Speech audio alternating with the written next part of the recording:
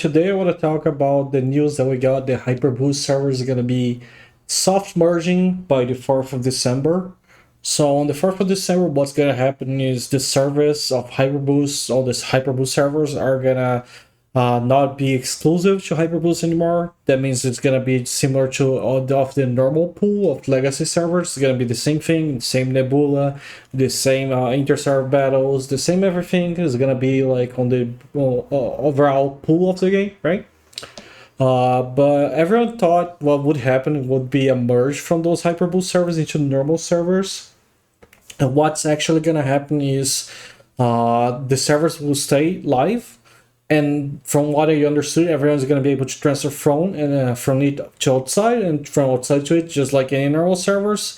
Which means instead of like removing the Hyperboost servers, we're getting brand new servers.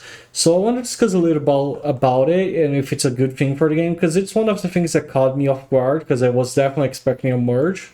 So as you can see here, the game started with around like 200,000 players, probably a little bit more, and then over the months it decreased to around 40,000 players. That's when we got our first merge announced, and you can see how many servers existed before. It's kind of crazy the amount of servers that got consolidated. Be aware that it was the same thing before. It was early access servers and legacy servers, two different types of servers that got merged all into one.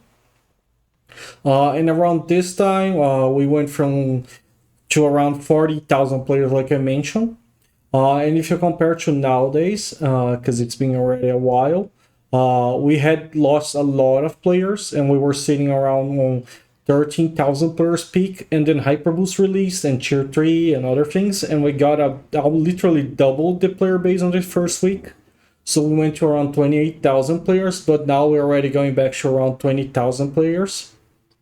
So why I'm talking about this? When we got those new servers on the merge, we did that to reduce the amount of players that were in dead servers. So all of those servers had a bunch of dead servers that there was either one alliance dominating everything, and the alliance had like not even full guilds a lot of times, not even active players. Like the average of the guilds will be like 30 to 40 online people per guild.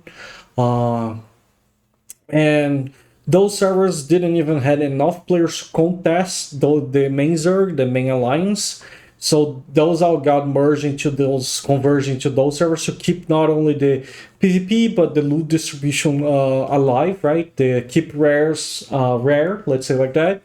And at that time, we only had like one Archboss per week, only one E.Tevent or one Bellandir. Then it got expanded to 2 Archbosses per week, then to 4 Archbosses per week. And nowadays, we have a whopping 8 Archbosses per week. So you can see how much it increased. And now with the addition of new servers from the Hyperboost, they're not gonna be dissolved. So those servers out here are gonna be keep existing. There are basically brand new servers added to the legacy pool. That means the player base that shrink. So from the first time that went to 40k and got merged, we were already half of that. And instead of getting another conversion on 20k, which should be merged from the existing servers that we have right now, we are adding more servers to the pool instead of merging them. So I'm a bit worried about this, because if the servers that you're playing already feel dead, because I know a few servers are pretty empty compared to like some other servers, right?